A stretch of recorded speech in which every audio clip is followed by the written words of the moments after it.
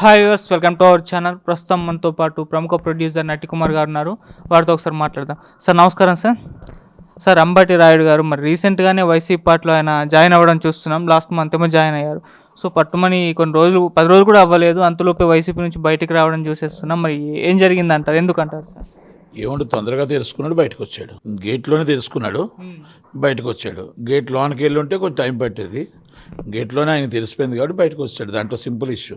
వైసీపీలో వెళ్ళిన వాళ్ళు అందరూ ఉంటారని ఎందుకు అనుకుంటారు? వైసీపీలో వెళ్ళిన వాళ్ళు ఆ విషయం తెలిసిన వెంటనే బయటకు వచ్చేస్తారు. సో ఇప్పుడు మళ్ళీ ఆయన జనసేనలో చేరబోతున్న వార్తలు అయితే వస్తున్నాయి సార్. మరి ఆయనైతే ఇంకా అఫీషియల్ అనౌన్స్మెంట్ చేయలేదు. రాజకీయాలు కొన్ని రోజులు దూరంగా ఉంటానని మాత్రమే చెప్పారు. మరి జనసేనలోకి చేరే అవకాశం ఏమైనా ఉంటుందా? ఇప్పుడు ఆయన స్వేచ్ఛ అండి, ఏ పార్టీకైనా చేరవచ్చు. జనసేన చేరవచ్చు, లేకపోతే ఇండిపెండెంట్గా నించవచ్చు, లేకపోతే టీడీపీకి రావచ్చు, లేకపోతే కాంగ్రెస్ రావచ్చు. ఎవరి స్వేచ్ఛ వాళ్ళది, వాళ్ళ ఇష్టం. దాన్ని ఎవరు మనం అడగలుగుతాం, వాళ్ళ కోసం మనం ఎలా కామెంట్ చేయగలుగుతాం. ఆయన వైసీపీకి వెళ్ళాడు, ఇవ్వలేకపోయాడు అని, ఎందుకంటే గేటు దాటకముందే బయటకు వచ్చాడు, తెలుసుకొని బయటకు వచ్చాడు. అందుకు సంతోషం. సార్ అంటే ఆయన గురించి ఇంకో వార్త కూడా ప్రచారంలో ఉంది. అంటే ఆయన అడిగిన నియోజకవర్గం నుండి ఈయన ఎంపీ సీట్ ఇవ్వలేదు, అందుకే బయటకు వచ్చేసారు అని కూడా ఉంది. ఏది ఏమైనా అంబటి రాయుడు మంచి క్రికెటరు, ఆయన మంచి పొలిటికల్ లీడర్ అవ్వాలని కోరుకుంటాం. ఆయనకి సీట్ వస్తుందా, సీట్ ఇవ్వలేదా, సీట్ ఏం చేశారా, వైసీపీలో ఏం కాంట్రాక్ట్ మీద మళ్ళీ జాయిన్ చేసుకున్నారో తెలియదు. ఆయనకి తెలుసుకున్న వెంటనే బయటకు వచ్చాడు కాబట్టి తొందరలోనే తెలుసుకున్నాడని మాత్రం చెప్పగలుగుతాం. సార్ ఇక వైసీపీలో కాస్త సినీ వాళ్ళని కూడా చేర్చుకోవాలనే ఉద్దేశంతో అనుకుంటా మరి ఆలీ గారు అండ్ వివి వినాయక్ కూడా జాయిన్ అయిపోతున్నారు, వైసీపీ పార్టీ నుంచి బరిలోకి దిగబోతున్నారు ఎంపీగా అని చెప్పేసి వార్తలు అయితే వస్తున్నాయి సార్. ఎలా ఉంటుందంట? ఇప్పుడు సినిమా వాళ్ళని చూసి ఓటేయరండి. ఆ రోజులు పోయాయి. సినిమా వాళ్ళని చూసి ఓటేస్తారు అనుకోవడం తప్పు. ఏంటి చిరంజీవి గారి కంటే, పవన్ కళ్యాణ్ గారి కంటే, నందమూరి తారక రామారావు గారి కంటే, కృష్ణ గారి కంటే, జమున గారి కంటే ఆలీ దీంట్లో పెద్ద గొప్పోడు. అలాంటి వాళ్ళే రాజమండ్రిలో ఫస్ట్ టైం గెలిచి సెకండ్ టైం ఓడిపోయారు. ప్రజల సేవ కోసం చూస్తారు, ప్రజా సేవ కోసం చూస్తారు. సినీ గ్లామర్ జనాలు రావడానికి పనికొస్తారు తప్ప ఓట్ల రూపంగా మలుచుకోవడానికి పనికిరాదు. ఇది ఎన్నోసార్లు మళ్ళీ నేను చెప్తున్నా.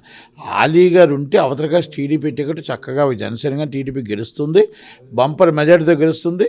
ఆలీకి నిజంగా టికెట్ ఇస్తే డిపాజిట్లు ఫస్ట్ గల్లంత అయిపోతున్నారు, రాసుకోవచ్చు. ఆంధ్రప్రదేశ్లో ఫస్ట్ గెలిచే సీటు టీడీపీ కానీ జనసేన కానీ అపోజిషన్లో అదే సీటు గెలుస్తుంది. ఎందుకంటే ఆలీకి డిపాజిట్లు కూడా రావు. సార్ వివి వినాయక్ గారు కాపు ఓట్లను లాక్కు రాగలుగుతారు, అందుకే ఆయన్ని తీసుకుంటున్నామని కూడా అంటున్నారు.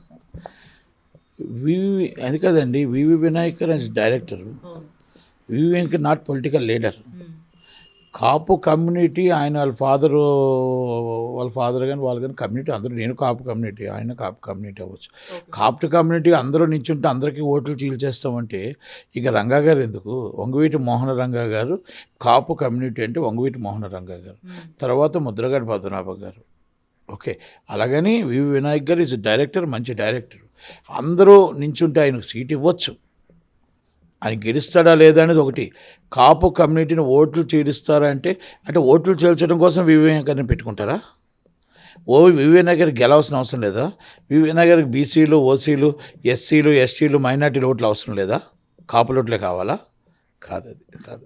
గెలవాలి అంటే అందరూ, అన్ని కులాలు, అన్ని మతాలు ఓట్లు వస్తేనే గెలుస్తాం. కనుక వివేకానికి గారికి సీట్ ఇస్తే అలాగే అందరూ అన్ని కులాలు, అన్ని మతాలు కలిపి పనిచేసి గెలిపించాలని చూడాలి తప్ప ఆయన కాపు ఓట్లు చీలుస్తామనంటే ఆయన ఫస్ట్ సీట్ ఇచ్చి ఓడించాలని ప్లాన్ చేస్తున్నారు. ఇప్పుడు ఒక్కటి వినండి, చిరంజీవి గారిని ఫస్ట్ ముంచేసిందే ఈ కాపులు. కాపు మా కాపు కమ్యూనిటీ పక్క ఓటు ఇవ్వకుండా మొత్తం దెబ్బెట్టేశారు.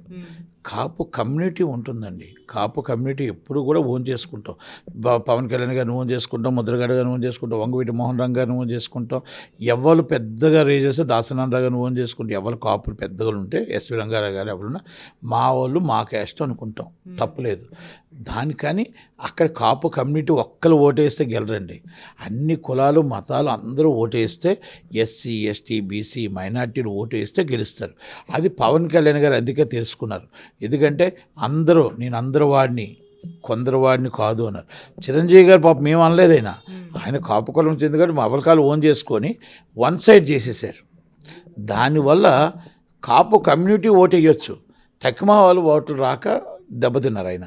లేకపోతే ఆ రోజు గవర్నమెంట్ ఫామ్ చేయడానికి బ్రహ్మాండమైన కరెక్ట్గా స్కెచ్ చేసి కరెక్ట్గా బూత్ మేనేజ్మెంట్ అన్ని బూత్ లెవెల్ దాకా కరెక్ట్గా ఉండుంటే బ్రహ్మాండంగా గెలిచేవారు. కానీ ఒక చిన్న అతి విశ్వాసంకి వెళ్ళి దాంట్లో ఓడిపోవాల్సి వచ్చింది తప్ప ఇప్పుడు జనసేన పవన్ కళ్యాణ్ గారు కావచ్చు టీడీపీతో కరెక్ట్గా పొత్తు పెట్టుకున్నారు.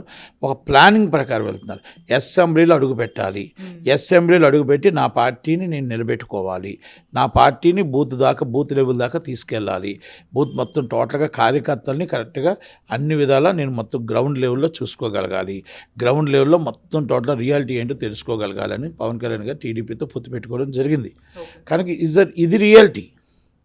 ఇది రియాలిటీ. నేను సింగిల్గా నించుంటా, నేను 175 గెలిచేస్తా అన్నారు అనుకోండి, అది రియాలిటీ కాదు. అది అంటే మనం ఎక్కడ మనం తేడా వస్తుంది. రెండోది ఏంటంటే మనీ ఈజ్ ఇంపార్టెంట్, ఫండింగ్ కూడా ఈజ్ ఇంపార్టెంట్. అధికార పార్టీకి ఎక్కువ డబ్బు ఉంటుంది, అది ప్రతిపక్ష పార్టీ తక్కువ డబ్బు ఉంటుంది. ఆ అధికార పార్టీ వచ్చేటప్పుడు ప్రతిపక్ష పార్టీలో మనకు డబ్బు ఎంత ఉంటుంది, మనం ఎంత నామినేషన్కి వేయాలి, క్యాండిడేట్కి మనం ఎంత ఇవ్వాలి, క్యాండిడేట్ మొత్తం టోటల్గా ఎంత ఖర్చు అవుతుంది, ఇవన్నీ వేసేటప్పటికి 175 నియోజకవర్గం ఎంత అవుతుంది, ఎన్ని వందల కోట్లు అఫీషియల్గా ఇవ్వాలి.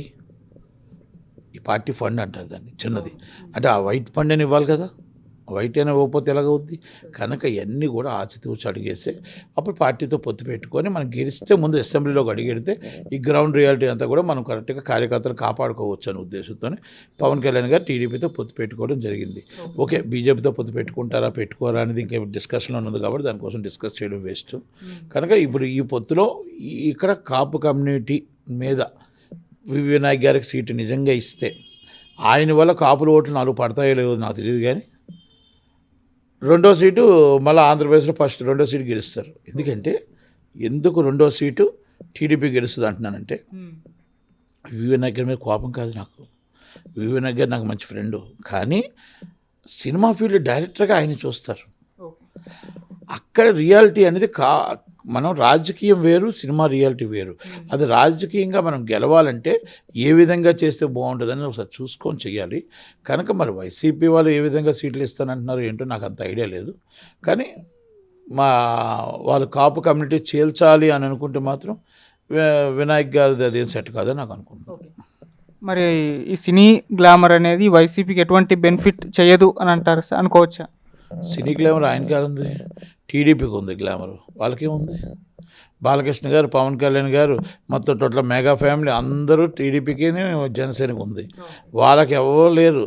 ఒక అలీ గారు, పోసాని కృష్ణ, అది కాదు మన అసభ్యకరంగా మాట్లాడే పోసాని కృష్ణమురళి గారు, ఇక మరి వాళ్ళిద్దరు తప్ప ఇంకెవరున్నారు. వినాయక్ గారు వస్తే అలీ గారికి గవర్నమెంట్ నుంచి జీతం ఇస్తున్నారు ఫ్రీగా, సలహాదారుడు ఆయన ఏ సలహాలు ఇస్తాడో వాళ్ళకి తెలియదు.